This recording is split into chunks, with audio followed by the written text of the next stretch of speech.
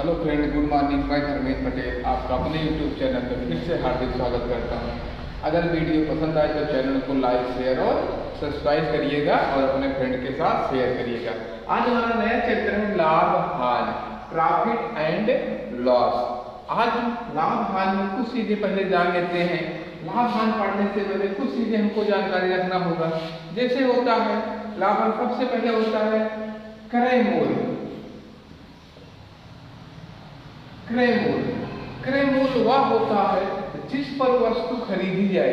क्रय मूल्य वह होता है जिस पर वस्तु खरीदी जाए, ऐसे कहते हैं कास्ट प्राइस। जिस पर वस्तु खरीदी जाए उसे कहते हैं कास्ट प्राइस। यह होता है हम जैसे मार्केट से कोई वस्तु किस मूल्य पर खरीद के लाते हैं उसको कहते हैं क्रय मूल्य। अगला होता है विक्रय मूल्य। विक्रय मूल्य, सेलिंग प्राइस।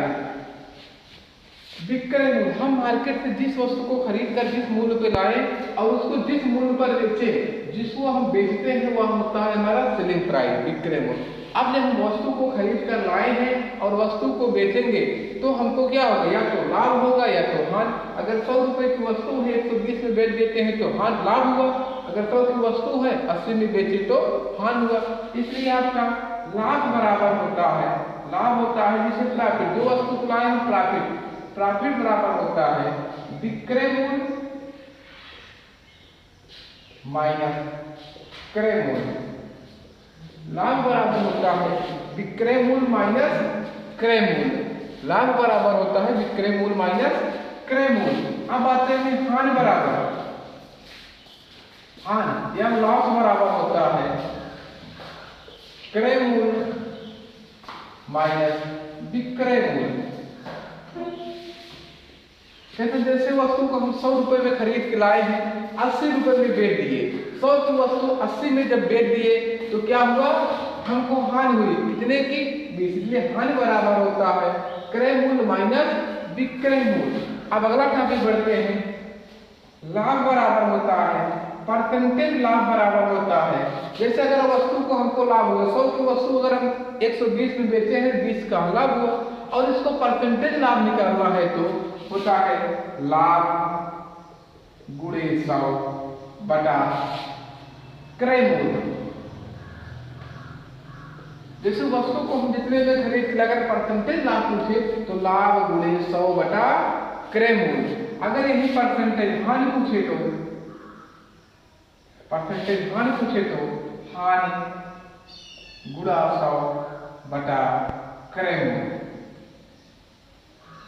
हानि गुणा 100 बटा क्रय मूल्य। अब और आगे बढ़ते हैं। अगर आपको विक्रय और लाभ दिया है, आपको क्रय मूल्य निकालना है तो, अगर आपको क्रय मूल्य निकालना है तो क्या करेंगे, विक्रय मूल्य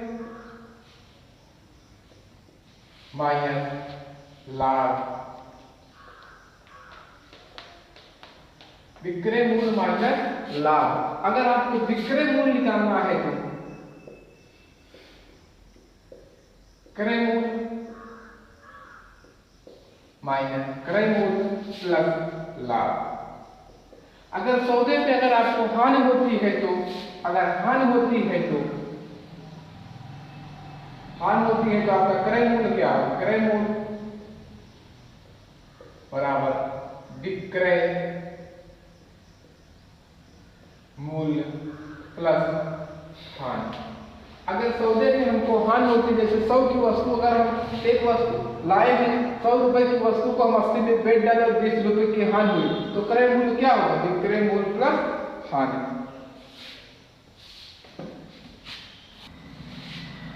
यदि आपको डायरेक्ट विक्रय मूल्य निकालना हो, डायरेक्ट आपको सेलिंग प्राइस निकालना हो, विक्रय मूल्य, जब सौदे पे लाभ या हानि हो तो आप क्या रखो, डायरेक्ट विक्रय मूल्य निकालना हो तो यहां रखोगे क्रय मूल्य गुणे 100 प्लस प्रतिशत लाभ बटा 100। जब लाभ हो, जब आपको लाभ दिया हो तो, जब आपको अगर लाभ दिया हो, अगर विक्रय मूल्य निकाला तो क्रय मूल्य गुणे 100 प्लस प्रतिशत लाभ बटा 100 जब लाभ हो। अगर जब हानि हो तब आपको अगर विक्रय मूल्य निकालना हो तो क्रय मूल्य गुणे 100 प्लस प्रतिशत हानि बटा 100। यह सदैव हानि के लिए होगा, जब हानि होती है तो। फिर से अगर निकालना हो आपका, अगर आपको क्रय मूल्य निकालना हो तो क्या रखेंगे? अगर क्रय मूल्य निकालना है तो यहां रखेंगे विक्रय मूल्य गुणा 100 बटा 100 प्लस प्रतिशत लाभ। जब लाभ हो तब,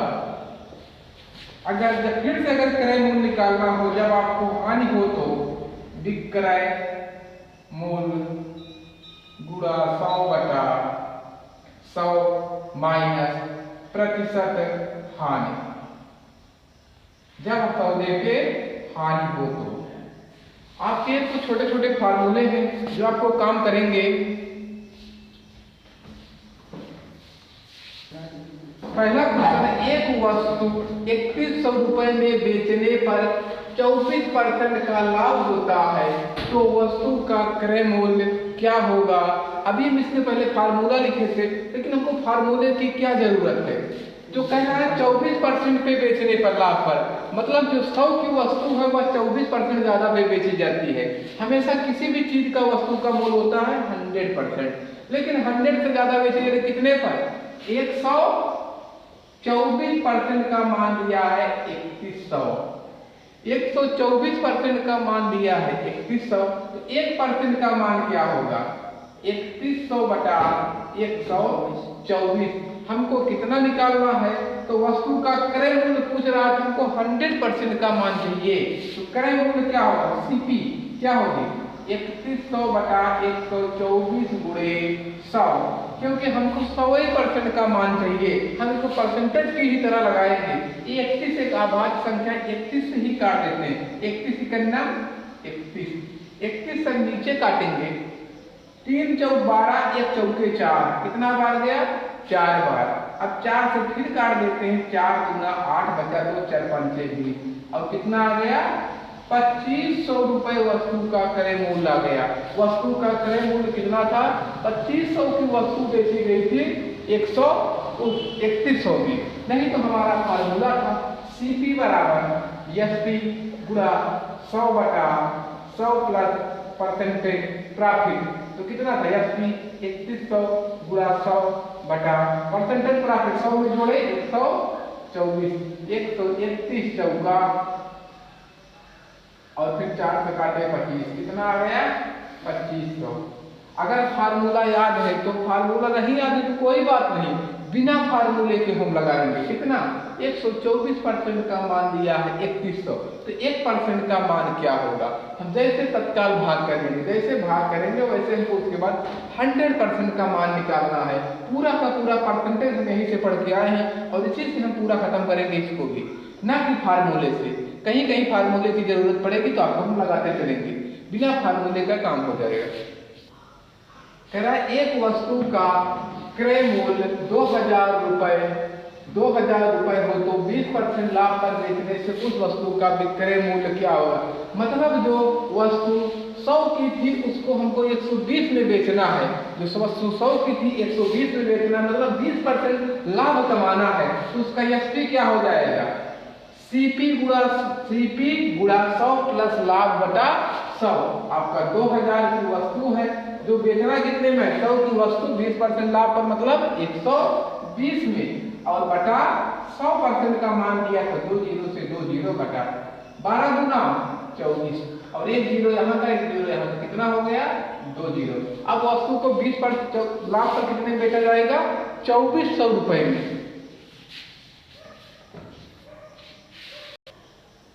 एक वस्तु का क्रय मूल्य 1000 रुपए हो तो 15% हानि पर बेचने से उस वस्तु का विक्रय मूल्य क्या होगा? यहाँ फिर से पूछा है विक्रय मूल्य, मतलब सेलिंग प्राइस।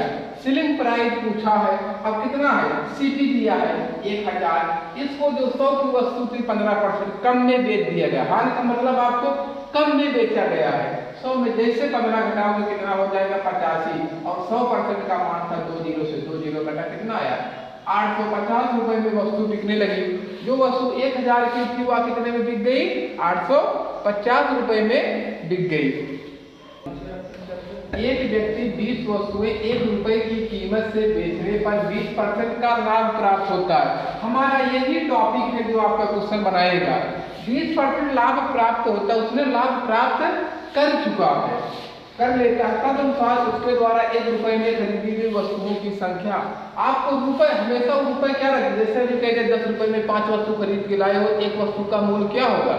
10 बटा 5। तो रुपया से आप वस्तु में भाग करते हो तो क्या है, जब रुपया में आप वस्तु से भाग करते हो तो हमारे 1 रुपए में कितना वस्तु खरीदे हैं?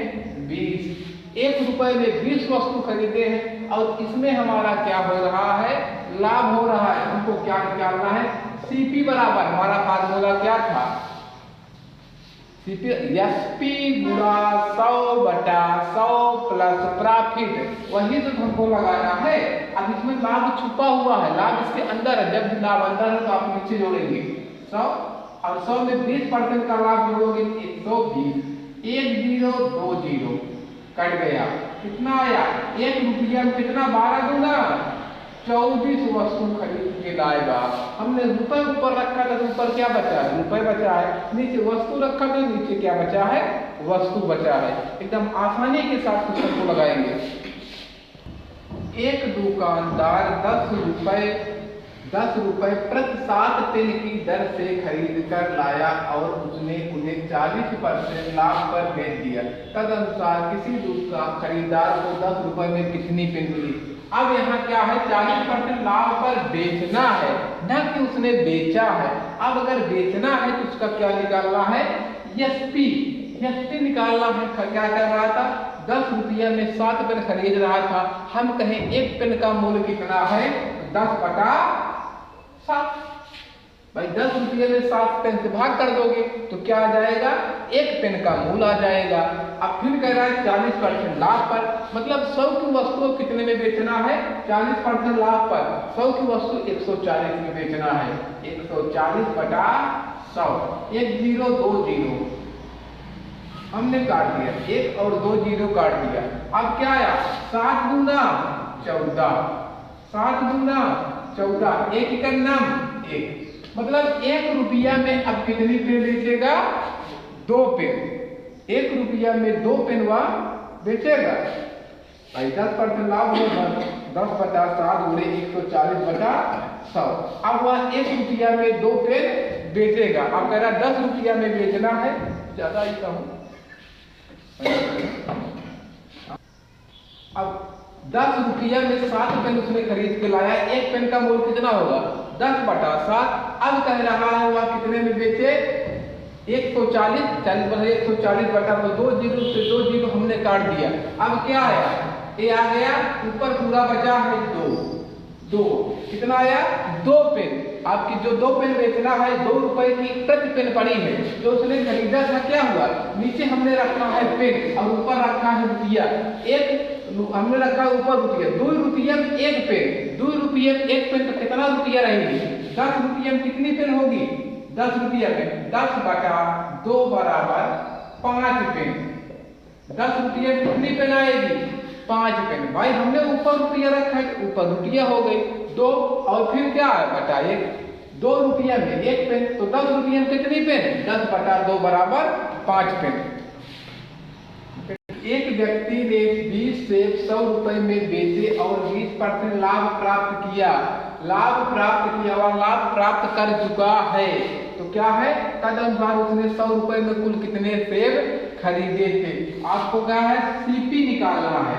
सीपी निकालना है। कह रहा 20 सेब 100 रुपये में, 100 रुपये में जो आते 20 सेब, 100 रुपये में 20 सेब जो आते बेचत बाटे तो कहाँ बाटे? लाभ प्राप्त कर चुका बा। लाभ प्राप्त कितना करे? 20%, तो 100 बटा 120 लाभ प्राप्त कर चुका बा। 2 0 से 2 0 कैंसिल हो गया। अब कितना बा? ऊपर 100 बचा बा, नीचे कितना बचा बा? 12 गुना 24, 100 रुपया बची बाटे और नीचे कितना बचा बा? 24 सेब खरीद के लाए बाटे।